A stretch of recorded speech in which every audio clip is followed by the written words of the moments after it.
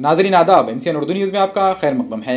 महाराष्ट्र काबीना की तौसी अमल में आ गई है। नांदेड़ से अशोक चौहान ने काबीनी वजीर की हैसियत से हलफ उठा लिया। अशोक चौहान ने काबीना के वजीर की हैसियत से हलफ उठा लिया है। अशोक चौहान को काबीना के वजीर बनाए जाने पर नांदेड़ जिले में कांग्रेस कारकुनों ने जगह जगह आतिशबाजी की और मिठाइयां तकसीम करके जश्न मनाया। आदर्श मामला सामने आने के बाद अशोक चौहान को वजीर आला के ओहदे से मुस्तफ़ी होना पड़ा था। तकरीबन 9 बरस बाद अब फिर काबीनी वजीर की हैसियत से अशोक चौहान ने हलफ उठाया है। तवील अरसे बाद रियासती काबीना में शामिल होने पर कांग्रेस कारकुनों में जश्न का माहौल है। नांदेड़ में पार्टी कारकुनों ने जश्न मनाया, आतिशबाजी की गई और मिठाइयां तकसीम की गई।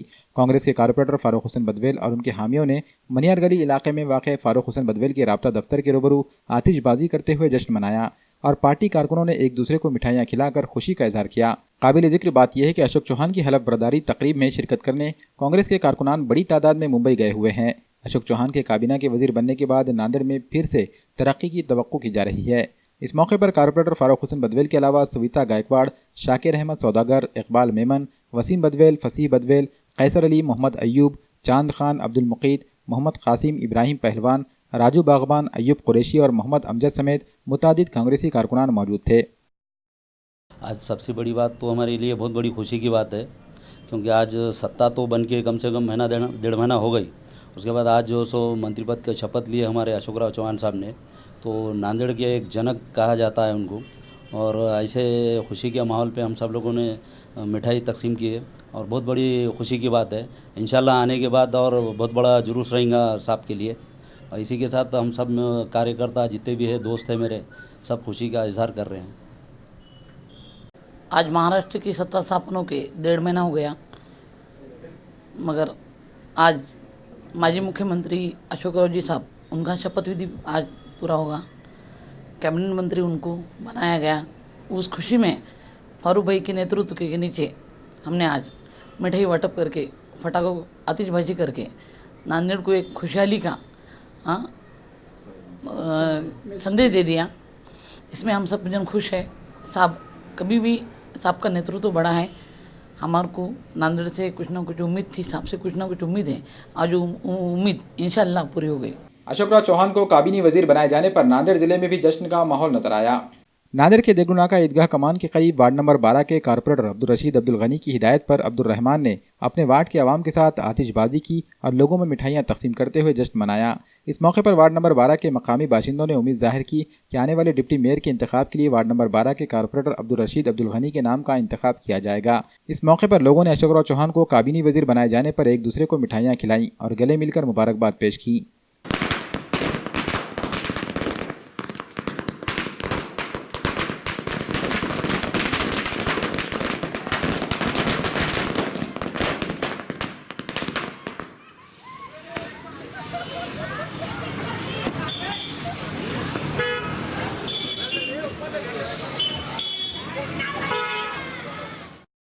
आज अशोकराव चौहान साहब को कैबिनेट मंत्री पद मिलने की खुशी में वार्ड नंबर 12 में जश्न मनाया गया और मिठाई तकसीम की गई। वार्ड नंबर 12 में अब्दुल रशीद अब्दुल गनी साहब के हिदायत पर आज फटाखड़े फोड़कर जश्न मनाया गया, मिठाई बांटी गई और हम आने वाले दिनों में उनको इंशाल्लाह मुख्यमंत्री पद पर देखेंगे, ये उम्मीद करते हैं। अशोकराव साहब ने इससे पहले जो मुसलमानों को नांदेड़ के अंदर 2 बार चेयरमैन की जो पद दिए थे वो मुसलमानों को दिए थे।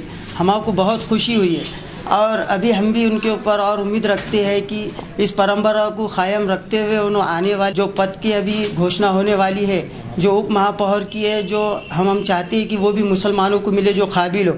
और हमारे हिसाब से वार्ड नंबर 12 में नांदेड़ के अंदर जो काबिल है वो अब्दुल रशीद अब्दुल गनी है, जो हम चाहते हैं कि हमारे पूरे वार्ड नंबर 12 की एक दिल की इच्छा है कि उन्हें मिलना चाहिए।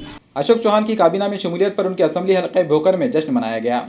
भोकर असम्बली हल्का अशोक चौहान का रिवायती हल्का रहा है। इस बार अशोक चौहान ने भोकर से बहुत बड़ी जीत दर्ज की थी। अशोक चौहान को महाविकास आघाड़ी की हुकूमत में काबीनी वजीर बनाए जाने पर भोकर में जश्न भी मनाया गया।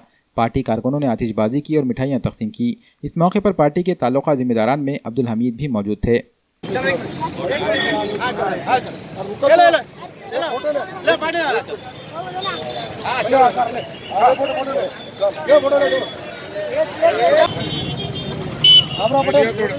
बाबराव पाटलाचा घ्या।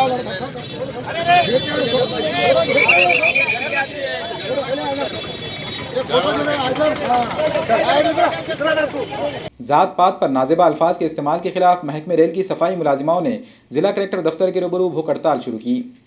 अनुराधा परसोड़ और मीराबाई बहादुरे पिछले 8 वर्षों से महकमे रेल के नांदेड़ स्टेशन पर सफाई का काम कर रही हैं। ये दोनों खातून इसी जुमरे के तहत आती हैं। रेलवे ऑफिसर मंगाचारिया लियो, सफाई ठेकेदार SK वल्ली, सुपरवाइजर सुरेश कपवोरे समेत दीगर अहदेदारान पर इन्होंने जात पात पर गालियां देने और छेड़छाड़ करने का इल्जाम आयद किया है। दोनों खवातीन ने इस मामले में रेलवे महकमे के आला अफसरान और रेलवे पुलिस के पास कई बार शिकायतें भी की, लेकिन मुलजिमिन के खिलाफ कोई कार्रवाई नहीं की गई। खवातीन ने फैसला किया कि जब तक इनको गालियां देने वाले और छेड़छाड़ करने वालों पर मुकदमा दर्ज नहीं किया जाता तब तक वो अपनी भूख हड़ताल जारी रखेंगी।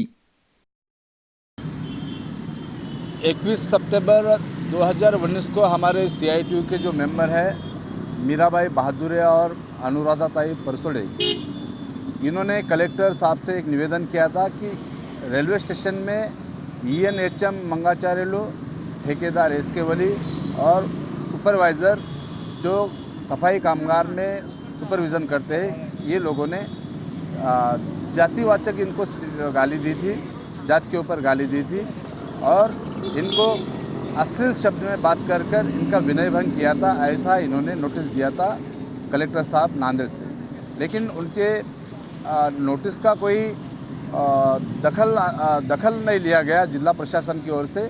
और आज दिनांक 30 दिसंबर से ये हमारे दोनों CITU के मेंबर महिला जो है ये अनशन पे बैठे हैं जिलाधिकारी नांदेड़ कार्यालय के सामने। इनकी एक ही डिमांड है, जो भी रेलवे के अधिकारी है, रेलवे के कॉन्ट्रैक्टर है और जो सुपरवाइज़र है, उनके ऊपर विनय भंग यानी 300 कलम IPC 354 और एट्रोसिटी एक्ट के अनुसार गुन्हे दाखिल करना इनकी डिमांड है। 21/12/2019 को और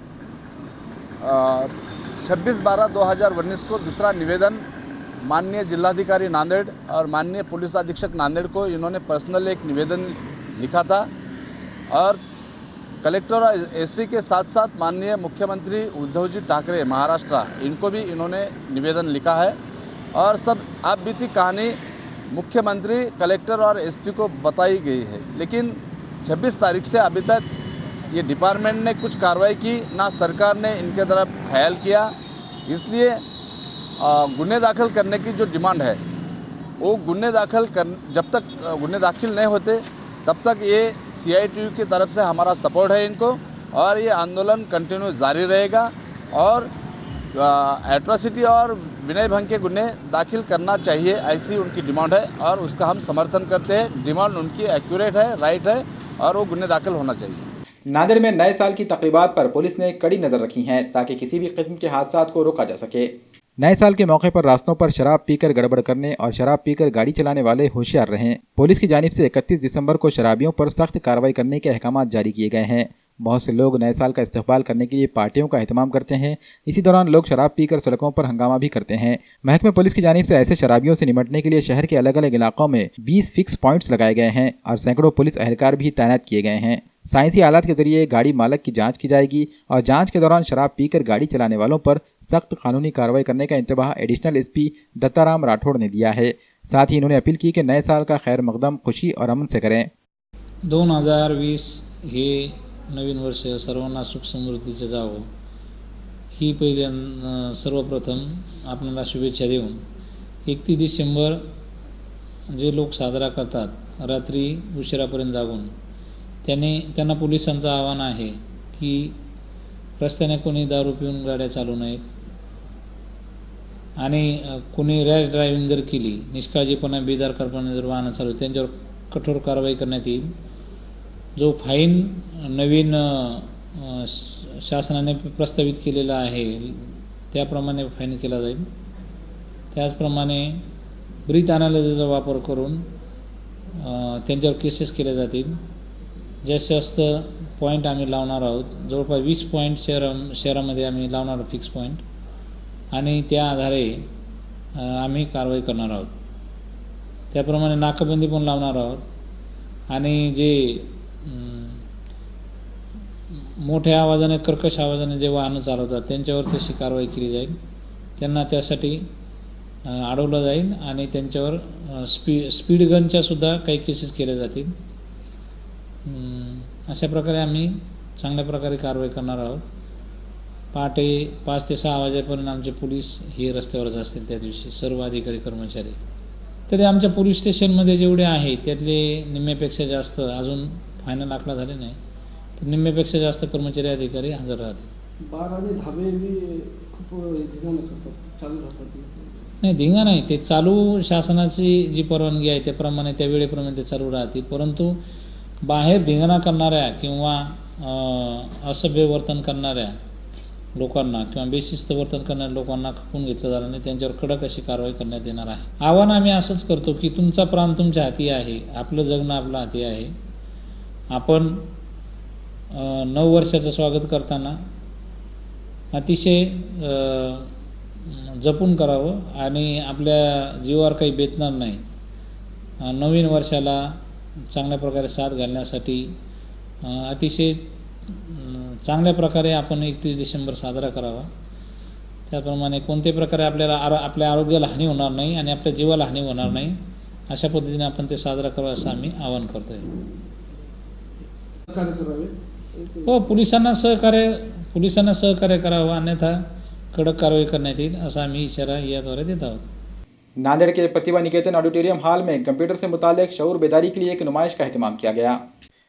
तलबा में कंप्यूटर से मुतालिक मालूमात आम करने के लिए प्रतिभा निकेतन हॉल में पोस्टर प्रेजेंटेशन एग्जीबिशन का एहतमाम किया गया. इस एग्जीबिशन के जरिए कंप्यूटर को आम करने, तलबा में कंप्यूटर से मुतालिक दिलचस्पी पैदा करने और उसकी तारीखी अहमियत को तलबा के सामने उजागर करने के मकसद से इस एग्जीबिशन का एहतमाम किया गया. इस मौके पर इस एडिटोरियल हॉल में एक प्रोग्राम का एहतमाम किया गया जिसमें मेहमानान खुसूसी के तौर पर किशोर गंगा खेड़कर व दीगर मेहमानान को मदऊ किया गया.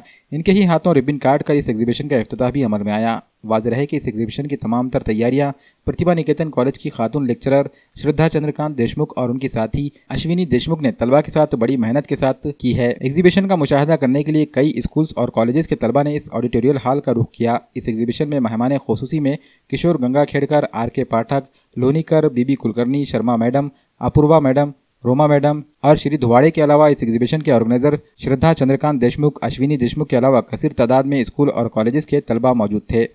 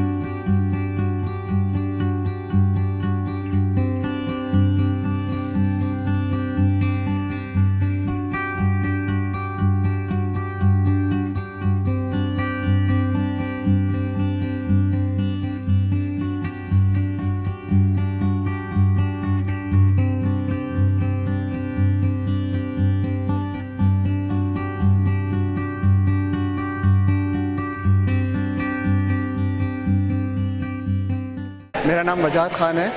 मैं Pratibha Niketan BSc final year का स्टूडेंट हूँ और आज प्रतिभा नाट्य मंदिर ऑडिटोरियम हॉल में पोस्टर प्रेजेंटेशन एग्जीबिशन होने जा रहा है और हम सभी स्टूडेंट्स इससे बहुत खुश हैं. और ये एग्जीबिशन लेने का जो रीज़न है, इससे जो अदर ब्रांचेस के जो स्टूडेंट्स हैं उनको कंप्यूटर ब्रांच में उनकी अवेयरनेस को बढ़ाने के लिए पोस्टर प्रेजेंटेशन लिया जा रहा है. और बच्चों को कंप्यूटर के बारे में अवेयरनेस मालूम होगी और बेसिक नॉलेज बच्चों को यहाँ पे उनको मिलेगा. मेरा नाम सफूरा सानिया है. हम PN कॉलेज के स्टूडेंट्स हैं. यहाँ पर सभी क्लास के स्टूडेंट्स ने पार्टिसिपेट किया है. From BSc first year, second year और थर्ड ईयर सबके ग्रुप्स बनाए गए हैं. सब ने बहुत मेहनत की है प्रेजेंटेशन के लिए. जैसा कि आप देख रहे हैं यहाँ पर अलग अलग हर प्रेजेंटेशन का अलग अलग टॉपिक है. इससे आपको कई सारी इन्फॉर्मेशन मिल सकती है, इससे कई सारी अवेयरनेस हो सकती है. जो कंप्यूटर साइंस के बारे में जिन्हें ज़्यादा इन्फॉर्मेशन नहीं है, यहाँ पर बेसिक पॉइंट्स आपको कम टाइम में ज़्यादा से ज़्यादा इन्फॉर्मेशन आप लोग कलेक्ट कर सकते हैं यहाँ से. और हमारे टीचर्स ने भी बहुत मेहनत की है इसके लिए। हम लोगों को कम टाइम में ज़्यादा से ज़्यादा हम लोग ने प्रिपेयर किया है इसको। Shruti Babanrao Pohare and I am from BSc third year PN college Nanded. तो यहाँ पे आज मैम ने बहुत अच्छा पोस्टर प्रेजेंटेशन का प्रोग्राम रखा है। बच्चों को, छोटे छोटे बच्चों को पोस्टर का कंप्यूटर के बारे में नॉलेज मिले, उनको कंप्यूटर क्या है क्या नहीं, कंप्यूटर सिस्टम कैसे वर्क करती है, इसके बारे में नॉलेज मिलने के लिए मैम ने पोस्टर प्रेजेंटेशन का ऑर्गेनाइजेशन किया है। और मेरा टॉपिक नेटवर्क डिवाइसेस का है। तो बच्चों को पता चलेगा कि एक्चुअल में नेटवर्क डिवाइसेस कैसे होते हैं और वो क्या काम करते हैं, उसके बारे में उनको थोड़ी इन्फॉर्मेशन मिलेगी। My name is Uma Kulsum Mohammad Tahir and these are my partners and I am from Pratibha Niketan college Nanded, in which my subject is classification of computer. उसमें हम कंप्यूटर जिसने इन्वेंट किया, कंप्यूटर किसने इन्वेंट किया, चार्ल्स बाबेज ने, उसके बारे में बताने वाले हैं। और कंप्यूटर की क्या क्या इन्फॉर्मेशंस होती है, उसमें क्या क्या क्लासिफिकेशंस होते हैं। कंप्यूटर के बहुत सारे पार्ट्स होते हैं, जैसे कि main frame system, personal computer, notebook computer, ये सब इन्फॉर्मेशन हम आज बच्चों को बताने वाले हैं। मेरा नाम है श्रद्धा चंद्रकांत देशमुख। मैं प्रतिभा निकेतन महाविद्यालय में प्राध्यापक हूँ और ये मेरी कलीग है अश्विनी देशमुख मैम। हम कंप्यूटर साइंस सब्जेक्ट पढ़ाते हैं, computer science department of Pratibha Niketan high school Nanded. ये यहाँ पे जो प्रोग्राम अरेंज किया है वो है पोस्टर प्रेजेंटेशन एग्जीबिशन। ये प्रोग्राम ऑर्गेनाइज करने के हमारे कुछ ऑब्जेक्टिव्स है। सबसे फर्स्ट जो ऑब्जेक्टिव है वो है ये एग्जीबिशन, जिन्होंने इसमें पार्टिसिपेट किया है वो प्रतिभा निकेतन के प्रतिभावान महाविद्यालय के प्रतिभावान विद्यार्थी। उन्हें हम एक ऐसा प्रोग्राम देना एक ऐसा प्लेटफॉर्म देना चाहते हैं जहाँ वो अपने सुप्त गुणों को या फिर अपनी प्रतिभाओं को प्रदर्शित कर पाए। और मेरा ये मानना है कि ऐसा प्लेटफॉर्म बच्चों का कॉन्फिडेंस तो बढ़ाता ही है, साथ ही उनका डर कम करके स्टेज करेज को बढ़ावा देता है और उनकी पर्सनैलिटी डेवलपमेंट के लिए ये बहुत ज़रूरी है। हमारा दूसरा ऑब्जेक्टिव है जिनके लिए प्रोग्राम ऑर्गेनाइज किया गया है वो प्रतिभा निकेतन हाई स्कूल के प्रतिभावान विद्यार्थी।